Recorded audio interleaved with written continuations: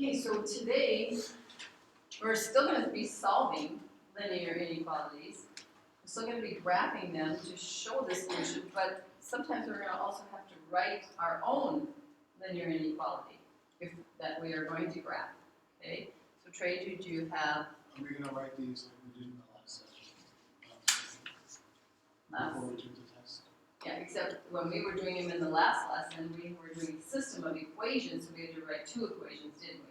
Today we're only going to have to write 1, and it's not going to be an equation, it's going to be an inequality. Okay, so we're just doing 1. So write and graph a linear inequality in 2 variables for this problem.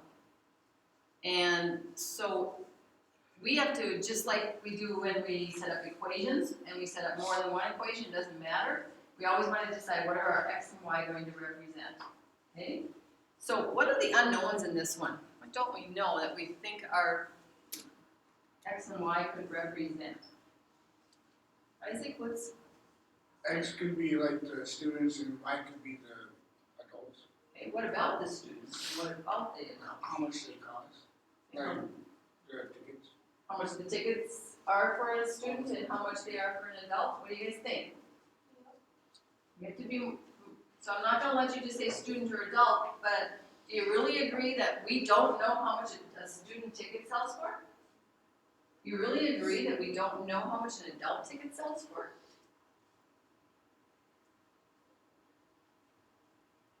The royalties for a high school play are $400. Tickets to the play sell for $5 for students and $8 for adults. What are the possible combinations of ticket sales needed to pay the royalties? So, Trey. Could it be 5x? No, I don't want you to set it up yet. I just want to know what x and y are going to represent. Students have to pay $5 and Y can be $8. Okay, but we don't really need that part in there. Okay, JC? Let x be the number of students. Yeah, x could be the number of students or student tickets sold. X be the number, oopsie, I guess I need a pen, the number of students, because we got to know how many students are going to buy tickets. We already know they each have to pay how much? $5. We already know that. We just don't know how many students need to go to the play to help them make enough money. So then if X is going to be the number of students, Y would be the number of adults. Okay. And in this case, we don't, because they're, we don't have to worry about putting the $5 in there or the $8 right now. We're just describing what are the things in the end that we're going to actually be finding out. Okay, and then we need, how much money do they need to make? $400. They need to make $400. What do royalties mean? Anybody know what royalties mean when we're talking about plays? That's like the king and queen. King and the queen? Yeah, royalty does mean king and queen. We just crowned some royalty here last night, but that's not what these royalties mean. What do these royalties mean? Anybody ever? Like the prom queen. Not the prom king and queen, not the king and queen of England, not the king and queen of homecoming. No, royalties here mean, Josh? Not the people in the play either. Okay, have any of you ever written a play? Did you sell to somebody? You have, Trey? No, I'm No. just saying the funding for the play. Okay, so it's not really even the funding for the play. It's if you're going to put on a play, that somebody else has already written, you have to pay to get a copy of that to be able to put on that play. In other words, you're paying to use their play. That's royalties here. So this play, they had to pay $400. Whatever play it is that they're going to put on, they had to pay $400 to be able to use that play written by somebody else. Okay, so they need this $400 back, though. They want to make that $400. It would be nice if they made more than $400, but they need to make at least $400, don't they? Okay, so in fact, let's put that way. That's kind of an important thing. They don't want to just make $400. They want to make at least $400, because it sure would be nice if they could make some extra money. have some extra money in their pocket, not just have enough to pay the royalties. Okay, now does somebody want to offer up a linear inequality with use that would represent that? Brighton. The 400 into x plus y 400x, did you say? is, Okay. whoops, no, I mean 400 equals x. Okay, but we're not going to have an equation, we're going to have an inequality. Trey, you want to try? 5x plus 8y is greater than or equal to Let's look at that and see if we can get that to work. 5x represents what? What would that tell us? 5x. 4. That's students. Well, no, x represents the number of students. 5 represents amount each student pays. So what would 5x represent? Josh? How many tickets are left? How many tickets were sold? Student tickets. How many adult? Trey? The y is how much. No, I'm just still talking about 5x. Don't even talk to me about 8y yet. 5x is how many students had to pay $5 to get in. I thought x was that. What's 5x? We have to understand what these pieces mean. X is the number of students, you guys. Each student pays $5. So what is 5x then? What's that really representing? How many students pay $5? That's what x is. What do you ask? I'm asking what 5x represents. Money. Money. What kind of money? The money what? Students. The money taken in from the students. All the students that came to the play, that's how much money they would be taking in from the students. 5 times however many students came. So if there were 100 students who showed up for this play, how much money would they take in from just the students? $500. Yeah, 5x represents the money taken in for all the students who come to the play. Well, then what would 8y represent? The money taken in from the adults. Yeah, all the money taken in from the adult sales. However many adults came times $8 would represent the total amount of money taken in from the adults. Well, when we say is greater than or equal to, we're saying, remember they want to make at least $400. So the equal to part says, well, that would be the making just the royalties back. Greater than 400, give me an example of some numbers greater than 400. 500? 600? Are all those numbers, would they be making some extra money if they didn't have that much money? Yes. Yeah. So I think this looks like a pretty good inequality, doesn't it? Okay, so now let's get ready to graph it. What are we going to do? Subtract 5x from both sides. Subtract 5x from both sides, and we're going to show it. Because we're not that amazing yet.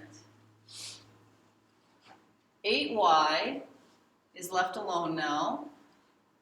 We did no multiplying or dividing, so we don't have to worry about switching the symbol. 400 and that 5x are not like terms, so I'm just going to change it to an add the opposite problem. And what am I going to do next? Divide all the pieces by 8. Divide all pieces by 8. 8y, 400, the negative 5x. Okay? Y. Did we switch the symbol? Does it change direction? No, Because it's not negative. we didn't divide by a negative. So we leave it like it is. 400 divided by 8. 50. 50 plus negative 5x divided by 8. Negative 5. Negative 5/8 x, right? Okay. Let's identify our m and our b. So our m is and our b is. What's our m? 55. Okay, so the 5 can get the negative, or the 8 can get the negative, right? Doesn't matter which one gets it, but only one of them gets it. And the B is 50. 50. Okay, are we gonna have a dashed line or a solid line? So We're gonna have a solid line because it's equal to. of the equal to bar. Okay. Before we start putting points on our graph, it would probably be a good idea to finish our number lines. These are like number lines. We have an X number line and a Y number line here. Remember this from last year when we do application problems, very seldom do the grids go by ones. What's the scale on the X-axis? What's it going by? 10. No, it's not. Fives. Fives. It's going by fives. I only started labeling it at 10. So, because I don't want the numbers to get too busy. So now, go ahead and finish numbering the number line, the X number line. And we're going by fives, but we're just labeling every 10.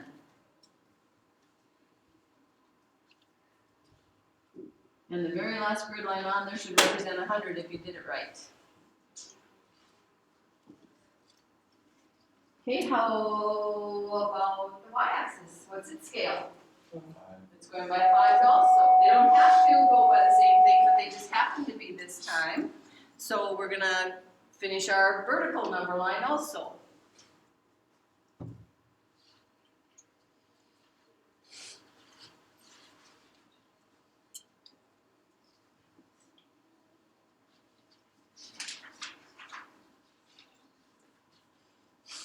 Okay. I quit at 80 because then the next one up would be 85 and then there wasn't a line for 90. Did yours do the same thing? Yeah. Okay. So now we're going to start at 50 on the y-axis. But here's the tricky part. We aren't going by ones. So what do you think we can do? What do you think we can do? Because our slope is negative 5 over 8 or 5 over negative 8. But yet these scales don't go by ones. So Trey, Can you multiply by 10? can we multiply by 10? As long as we do what? We can multiply by 10 as long as we Do the same. do it to both, right? Yeah, as long as we do it to both. Okay, so if we multiply the top by 10 and make it negative 50, we have to multiply the downstairs by 10 and make it 80. And I'm thinking that's the one we're going to have to use because even if I rename the other one, I'm going to be going up, but then I'm going to have to go left. Can I go left on this graph? No, so we're going to use this one where we're going to go down 50 and over what? 80. Well, so down 50 is all the way down to the origin, and then over 80, here's our other point right there. And we're ready to draw our line. And remember we said our line should be what? Solid or dashed? Solid. We said it should be solid. So we just have to connect those 2 points. We don't even have to continue this one out because there isn't such a thing as negative number of students and negative number of adults. There isn't such a thing. So we have a line segment this time.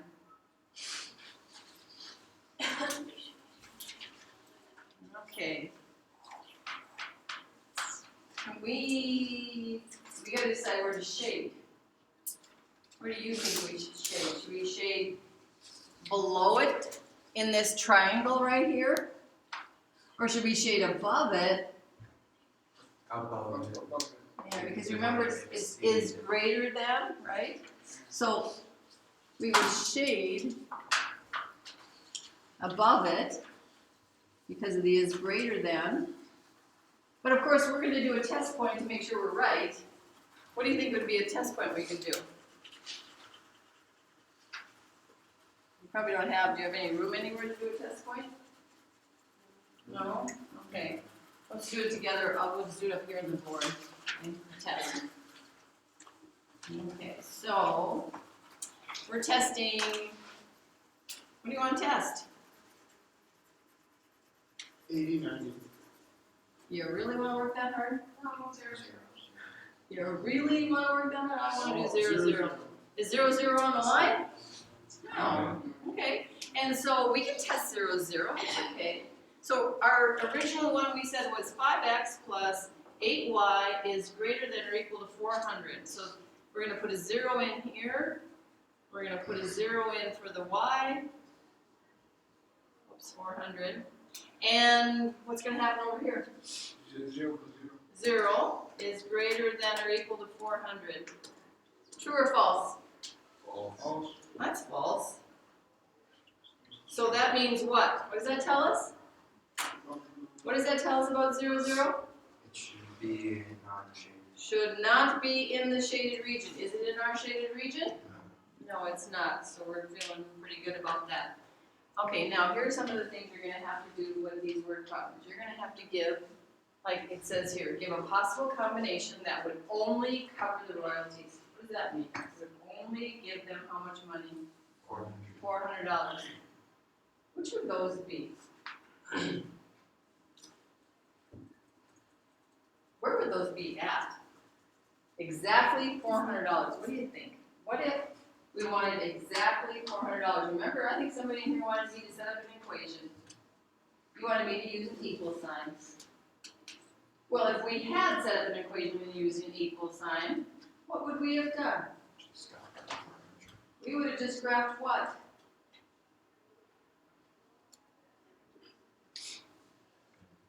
Equation. A line.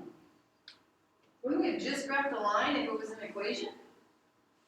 We wouldn't have done any shading. We started shading when they became what? Inequality. So that line represents all the possible, making exactly $400. So give me a possible combination from the line. And make sure, make sure they're integers. 25, 40. 25, 40, okay, let's go see. 25, which would be here, and 40, which would be, according to my graph, that would be this point right there. Is that on the line? We got 2 points that we know for sure are on the line. What are they? 30, 30. The 0, 80, and the Yeah, the ones we used for graphing. 50, 0. Yeah. So, give a possible combination that would cover only the royalties.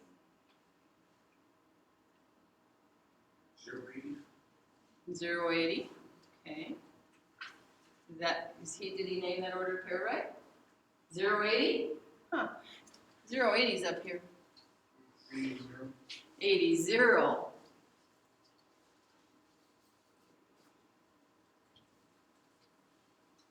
So in other words, if they sold how many student tickets? Huh? Look at the order pair, you guys. 80. Remember, X is 8 is the students. If they sold 80 student tickets and 0 adult tickets, they would make exactly $400. Let's see if we agree. What's 80 times 5? 100. What's 0 times 8? 0. What's 400 plus 0? 100. They would make exactly $400, wouldn't they? And Oh yeah, I said that point. I meant to say 40, 25. you meant to say 40, 25, the other way around. So 40 and 25, which would be right here, right? Yes. Okay, now let's just try it. Sometimes it can be deceiving. The graph can look like it, but it might not be. So let's try that one. 40, 25. So 40 is the x value. 40 times 5. 40 times 5, 200. And 25 times 8, 200. 200. 200 plus 200, 400. That one works, doesn't it? Yeah. So we want, if it plugged in, it would make exactly $400. That would be one that would qualify. So what about the combinations that are in the shaded region? What do they provide? More than 400. More than $400, making some profit.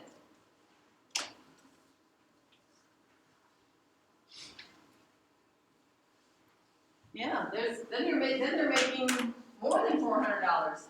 So whatever they're going to make a little bit of extra profit or a lot, or it depends on where it comes from. What are the combinations in the unshaded region represent then? Lower. Yeah, less than $400. So They would not make enough to cover the royalties if it was an ordered pair from down in the, which makes sense. They don't sell any student tickets, remember our test point? They don't sell any student tickets, they don't sell any adult tickets, they don't take in any money. Can't pay the royalties, can they? Okay. Okay, so application problems, we still can do those with also. Anybody have questions about any part of this? We left you behind, Don. Okay, let's go to the back side. Let's see something else new that you're gonna have to do in the homework also, that is above and beyond what we did yesterday. We're gonna use yesterday's notes and today's notes to help us do the homework due for Thursday. Write an inequality in two variables to represent the graph. They're gonna give you the graph, they're gonna show you the solution. And they're gonna want you to show where did that come from. Somebody graphed this, and what inequality did they get it from? So notice what I say, step one, determine the slope and the y-intercept of the boundary line. Do we know how to do that? How do we determine, let's do the y-intercept first. So for number one, what's the y-intercept for number one? Where's it crossing the y-axis at?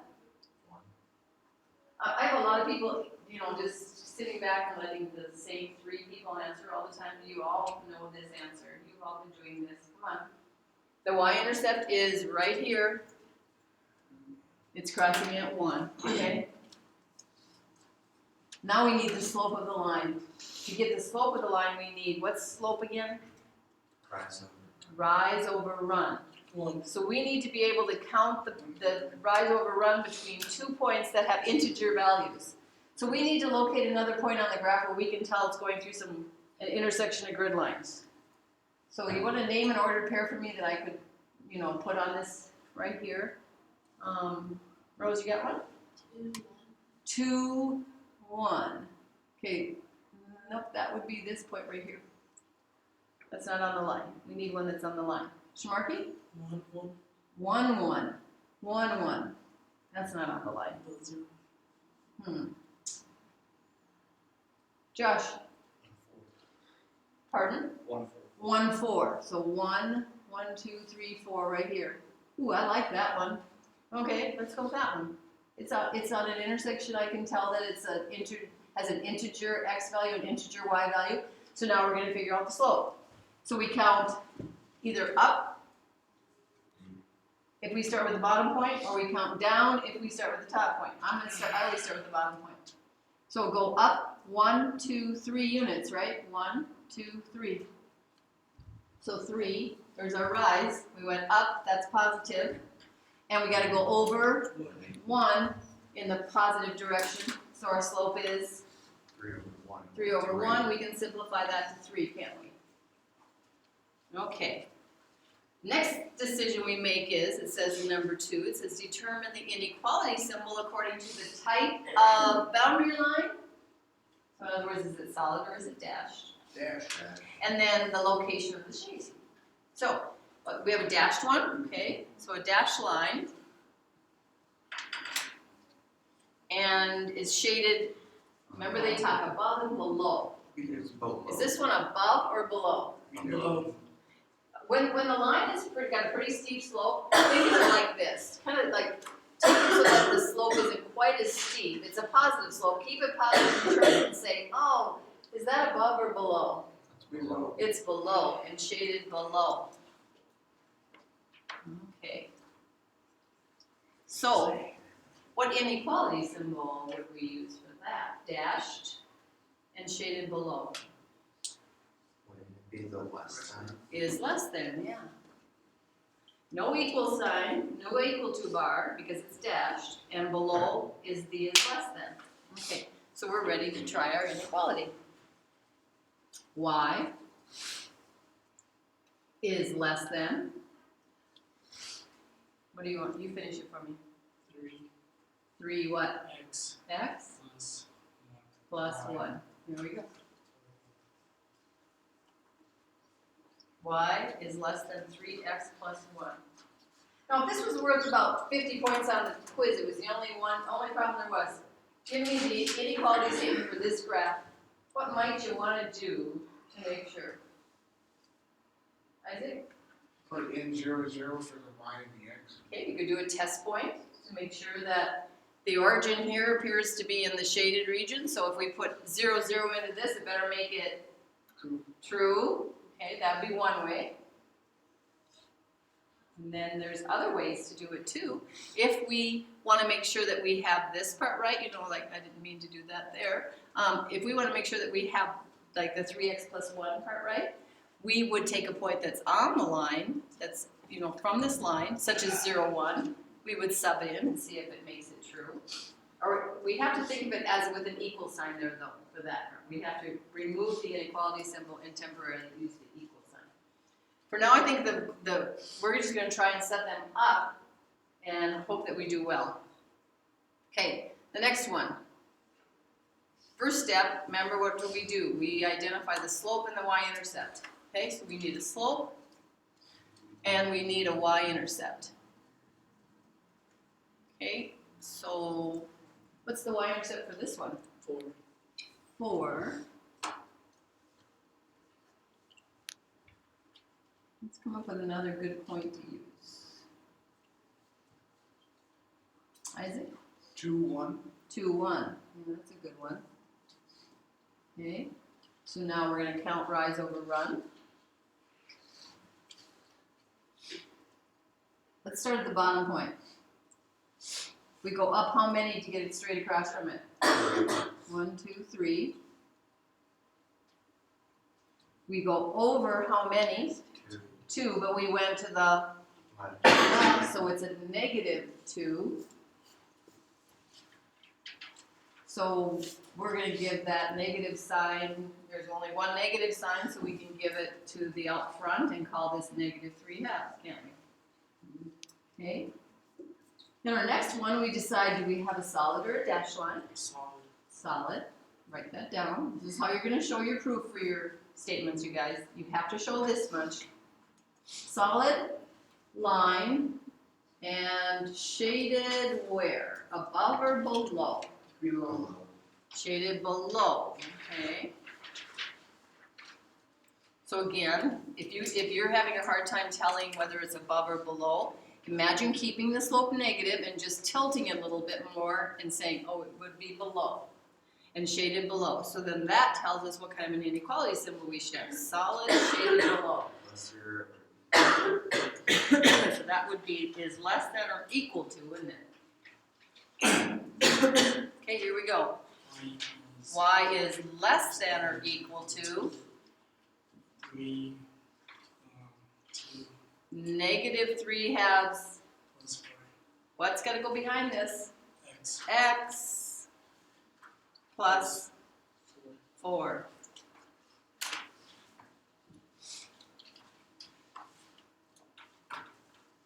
Okay, why don't you try that last one on your own?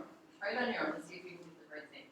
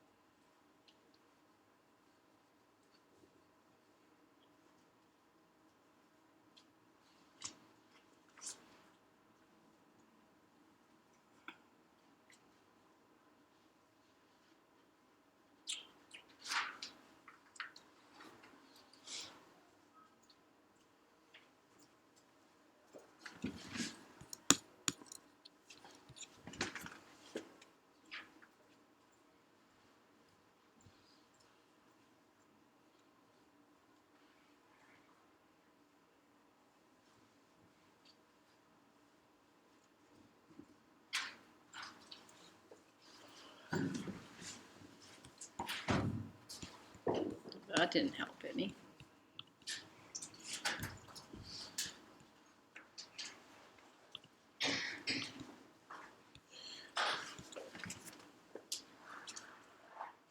Okay, who wants to offer up what they think the inequality statement for our final graph here is? Brighton's gonna be the brave soul. Okay, what is it, Brighton? Y is greater or equal to 1.5 x minus 2. That's it. Y is greater than or equal to, because this should have told us that we need the is greater than for shaded above. Solid line says you need the equal to bar. Your slope should have turned out to be 2/4 or 1/2. We don't leave it as 2/4 if that's what we got it as.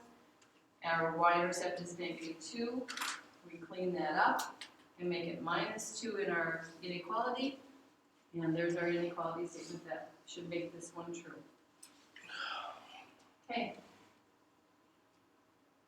So any questions? Okay, then let's get you